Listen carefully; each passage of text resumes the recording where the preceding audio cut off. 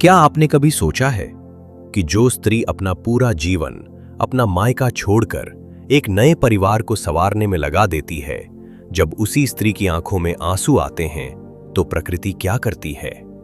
हिंदू धर्म में एक ऐसा भयंकर पाप बताया गया है जिसे क्षमा करने का अधिकार स्वयं महादेव के पास भी नहीं है, और वो पाप है एक नारी का, एक स्त्री का अपमान। आज का ये वीडियो हर उस माता, बहन और पत्नी को समर्पित है जो दिन रात परिवार के लिए खटती है और अपना दुख बिना कहे सह लेती है।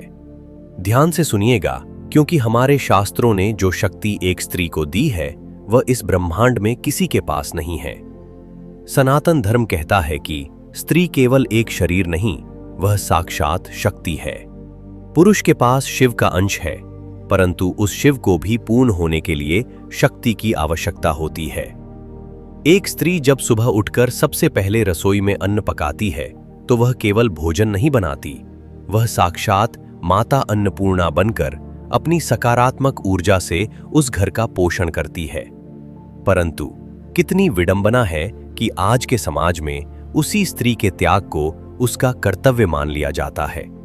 यदि उसी स्त्री को बात बात पर ताने मारे जाएं, उसके रूप, उसके मायके या उसके काम को लेकर उसे नीचा दिखाया जाए और वह घुट घुट कर रोते हुए भोजन बनाए, तो शास्त्रों के अनुसार उस घर में कभी बरकत नहीं हो सकती। आंसुओं के साथ पकाया गया भोजन उस परिवार के पतन का कारण बन जाता है। वास्तुशास्त्र और ज्योतिष का एक बहुत बड़ा रहस्य जान लीजिए जो हर स्त्री को जानना चाहिए। किसी भी पुरुष का भाग्य उसके घर की स्त्री से जुड़ा होता है। स्त्री को शुक्र ग्रह और साक्षात माता लक्ष्मी का स्वरूप माना गया है। जो पुरुष अपनी पत्नी या घर की स्त्रियों को प्रताड़ित करता है, उन पर हाथ उठाता है या उनका आत्मसम्मान कुचलता है, उसका शुक्र ग्रह हमेशा के लिए नीच का हो जाता है।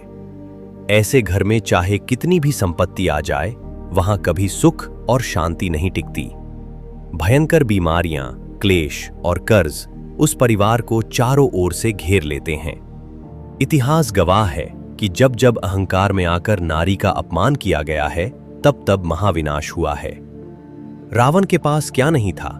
सोने की लंका, शिवजी का वरदान और अपार शक्ति, परंतु उसका अंत क्यों हुआ? क्योंकि उसने जगत जननी माता सीता का अपमान किया था। महाभारत के युद्ध में कौरवों की अजेय सेना मिट्टी में क्यों मिल गई? क्योंकि भरी सभा में महारानी द्रौपदी का चीरहरण करने का प्रयास किया गया। द्रौपदी के उन आंसुओं ने कौरवों के संपूर्ण साम्राज्य को भस्म कर दिया। महाभारत और शिव पुराण हमें यही सिखाते हैं कि जब कोई स्त्री असहाय होकर भीतर ही भीतर रोती है तो उसकी आह किसी भी अस्त्र शस्त्र और श्राप से अधिक भयंकर होती है। उसके आंसुओं की एक एक बूंद उस परिवार के वर्षों के पुण्यों को राख कर देती है। इसलिए हर स्त्री को यह जानना चाहिए कि वह कमजोर नहीं है।